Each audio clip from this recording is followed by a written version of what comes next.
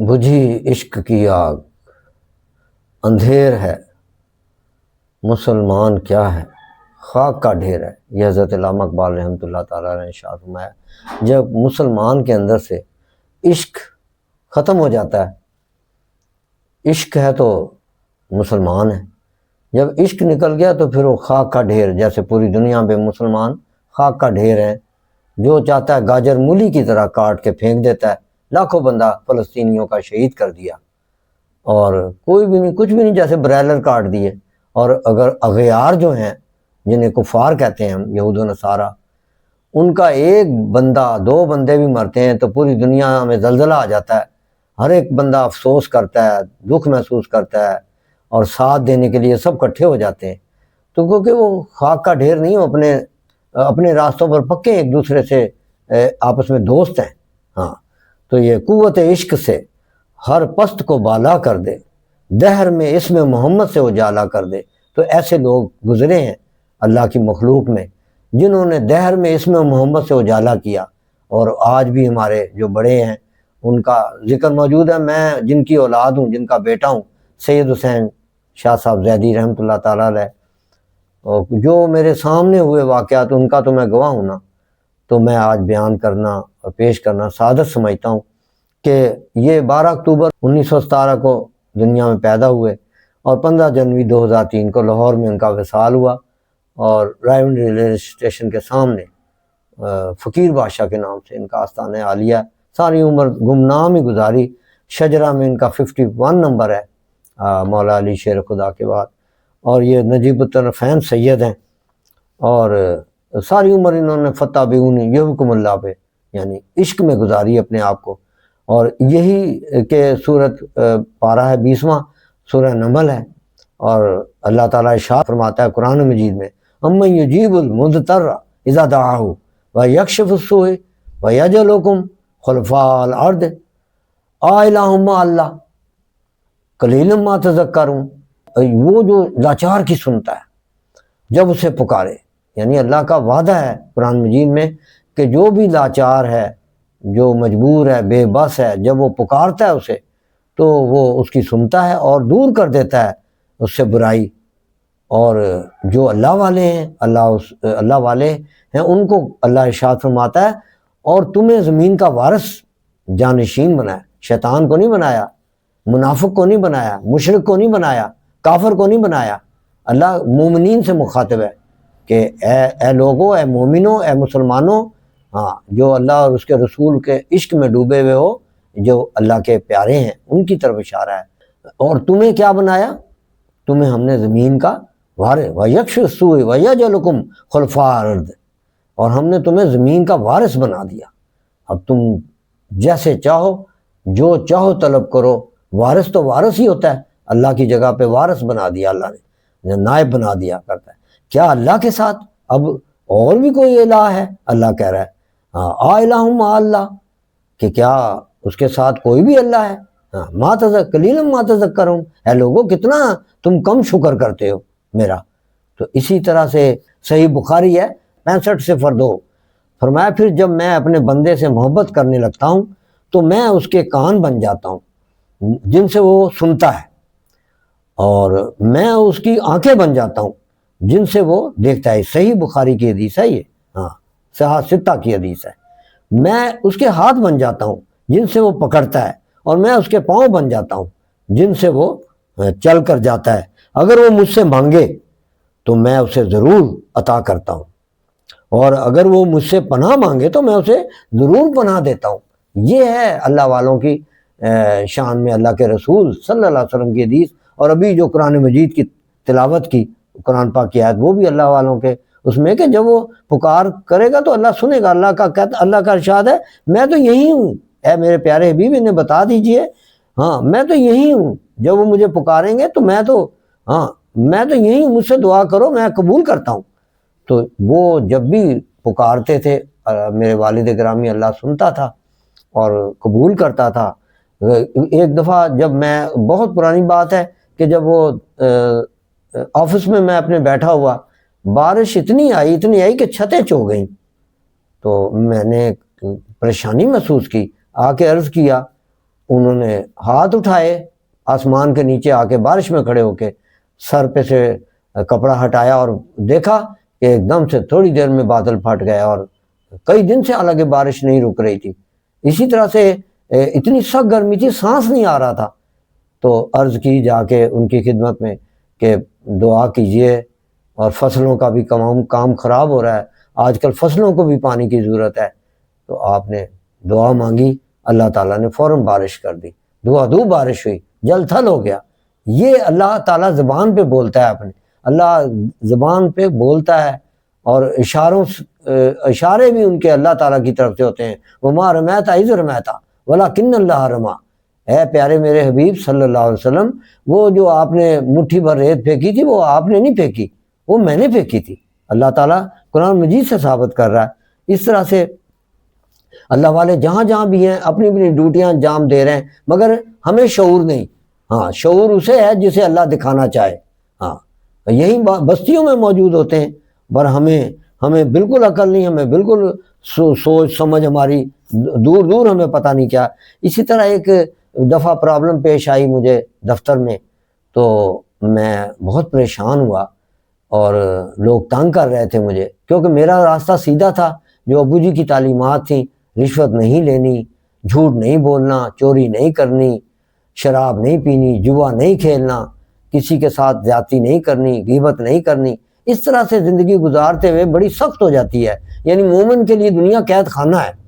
تو اس قید خانے میں زندگی گزار رہا تھا کہ ایک ایسی سٹیج آ گئی کہ وہ جو ظالم لوگ تھے، حرام کھاتے تھے، وہ اپنے راستے پہ چلانا چاہتے تھے. میں بہت پریشان ہو گیا کہ میں ان کے راستے پہ چلوں یا ابا جی کے بتائے ہوئے راستے پہ چلوں. تو میں پریشان رہنے لگا. انہوں نے کہا کیا سبب ہے، کیا معاملہ ہے؟ میں نے ایسے ایسے بتایا. انہوں نے کہا اچھا، اپنے آپ کو تو ہمیشہ چھپاتے تھے. انہوں نے پھر ایک جگہ بتائی کہ وہاں چلے جاؤ. کافی دور کا سفر تھا میرے لیے. کہاں؟ وہاں دریا قریب ہوگا، اور دریا کے تھوڑے فاصلے پر ایک بزرگ گڑھا کھود کے اندر لیٹے ہوں گے. ہاں، ننگے ہوں گے، وہ ان کی نشانی ہے. اوپر کمبل پڑا ہوگا، گھڑے کے اندر لیٹے ہوں گے وہ. اور لاہور ہی کی جگہ تھی وہ، لاہور میں. اور انہوں نے کہا کہ وہاں جب جاؤ گے تم، ساری دنیا، ان کے آس پاس بہت دنیا کا ٹھٹ کا ٹھٹ رش لگا ہوگا، اور تم ان تک پہنچنا مشکل ہوگا تمہیں.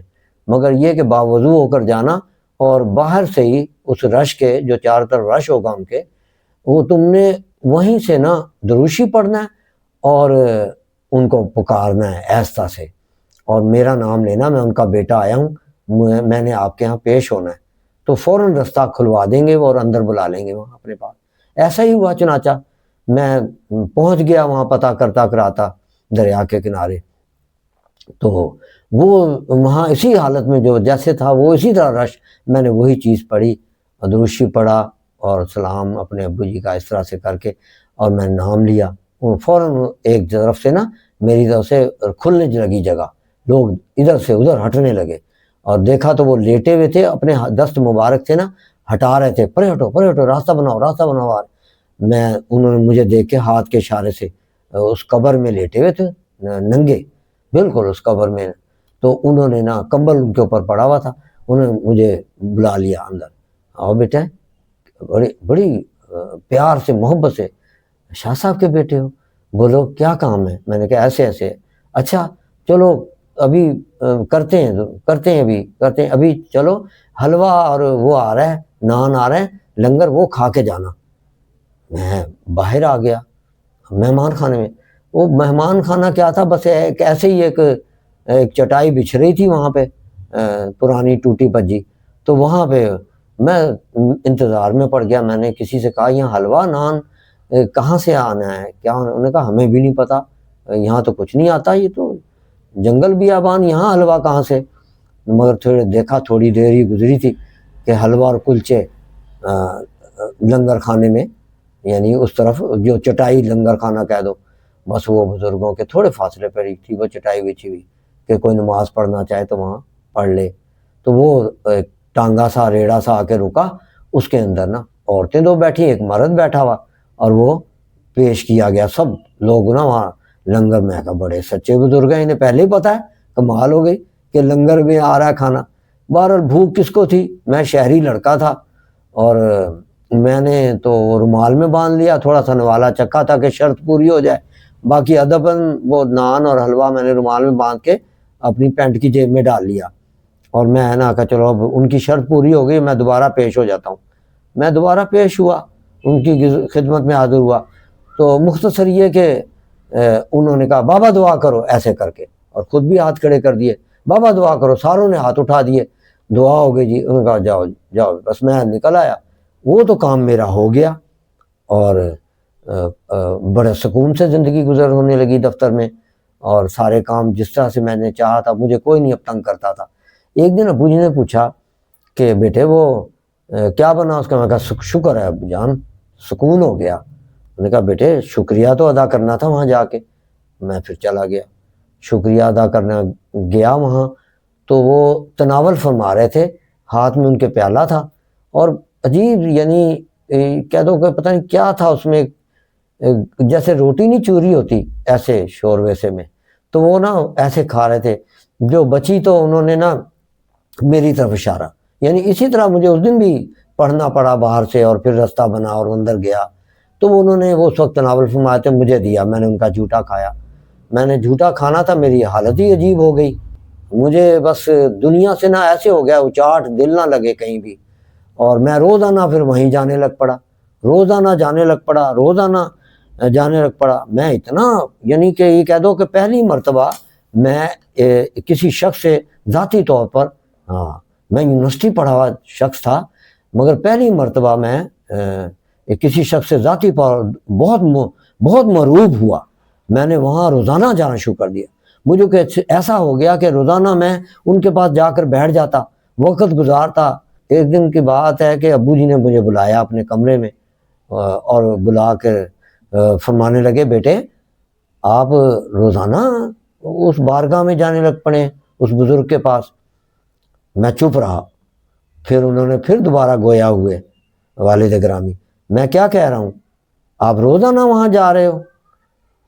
میں قدر توقف کے بعد ڈرتے ڈرتے میں بولا کہ جی ابو جی جاتا ہوں، ڈرتے تھے۔ بیٹا آپ کی شکایت آئی ہے، آپ روزانہ وہاں جا کر بیٹھ جاتے ہیں، اور باقی دنیا کے کام سارے رکے ہوئے ہیں، اب آپ نے وہاں جا کر روزانہ نہیں جانا، جب کوئی کام ہو یا جب میں بھیجوں تو جب جانا ہے۔ میں نے ڈرتے ڈرتے عرض کیا ٹھیک ہے میں اب نہیں جاؤں گا، آپ مجھے یہ بتا دیں کہ وہ کون سی ہستی ہیں، کیا کس مقام پہ فائدہ ہیں، کون ہیں؟ میں تو حیران رہ گیا، اتنی دنیا ان کے پاس آتی ہے اور سب کے کام ہو رہے ہیں، میں آئندہ کبھی ادھر کا رخ نہیں کروں گا۔ والد صاحب پہلے تو راضی نہ ہوئے، اور انہوں نے کہا چپ رہو، کچھ نہیں بتانا۔ تھوڑی دیر خاموش رہے، پھر توقف کے بعد ارشاد فرمایا بیٹا وعدہ کرو کہ اب نہیں جاؤ گے وہاں جب تک میں نہ بیٹھوں۔ تو میں نے کہا وعدہ کیا کہ اب نہیں میں ادھر جاؤں گا۔ تو پھر انہوں نے مجھے یکدم گویا ہوئے، بیٹا یہ جو ہستی ہے نا اس کے پاس نا یہ پورے لاہور کے کتب ہیں۔ میں نے کہا یہ کتب کیا ہوتے ہیں ابو جی، کتب کیسے کہتے ہیں؟ انہوں نے کہا یہ شہر کی چابیاں ہوتی ہیں بیٹے، اس کے پاس کتب وہ ہوتا ہے، اس میں بیٹا درجے ہیں، جیسے دنیا میں درجے ہیں، director general, director, secretary, assistant director, یا A S P, S P D, ایسے ان انتظامیہ کے بھی اللہ نے درجے بنائے ہیں۔ ابو نے پہ سورہ بروج پڑھی، فرمایا والسماء ذات البروج والیوم الموعود، قسم ہے برجوں والے آسمان کی، اور فرمایا کہ وہ شاہد و مشہود ہے، اور اس دن کی جس دن وہ گواہ ہے جو یعنی جمعہ کا، اور اس دن کی جس میں حاضر ہوتے ہیں۔ تو یہ جب انہوں نے کہا یہ بروج کیا ہے، سورج بروج جانتے ہو کیا ہے؟ میں نے کہا نہیں، اس کے ذریعے اللہ تعالیٰ دنیا کا نظام، یہ بروج ہیں، برج کی جمع بروج ہیں، یہ ایک آسمان برجوں سے بھرا پڑا ہے ابو نے کہا، اور اس سے نظام اللہ تعالیٰ دنیا کا چلا رہا ہے، اور دنیا کے اندر اسی طرح کتب، ابدال، مجدد، غوث 700 سال بعد غوث ہوتا ہے، مجدد 1000 سال بعد ہوتا ہے، تو اس طرح سے ہر ایک کے ڈیزگنیشن ہے، عہدے ہیں روحانیت میں۔ کوئی ولی اللہ ہوتا ہے، کچھ ایسے ولی اللہ ہوتے ہیں جنہیں پتہ بھی نہیں ہوتا میں ولی اللہ ہوں اور اللہ کے یہاں قبول ہوئے ہوتے ہیں، کچھ ایسے ولی اللہ ہوتے ہیں جنہیں پتہ ہوتا ہے، ان کو پیغامات آتے ہیں۔ پھر انہوں نے بڑی ڈیٹیل سے بڑی تعلیمات بتائیں کہ کتب کیا ہوتا ہے۔ اس دن مجھے پتہ لگا ان کے پاس لاہور کی چابیاں ہیں، تو یہ اللہ بناتا ہے۔ تو سیدھے راستے پہ چلتے ہوئے جب لوگ ایک حدود کراس کر جاتے ہیں اللہ کی، ایک سے ایک درجے، تو درجے بڑھاتا چلا جاتا ہے. جیسے دنیا میں درجے بڑھاتا ہے ایسا جنت میں بھی درجے ہیں. ہاں 100 قسم کی جنتیں ہیں، ایسے شہداء کے درجے ہیں. اللہ کے ہاں ہر شے کے درجات ہیں. وآخر دعوانا الحمدللہ رب العالمین والصلاۃ والسلام علیک یا خاتم النبیین. صدق اللہ.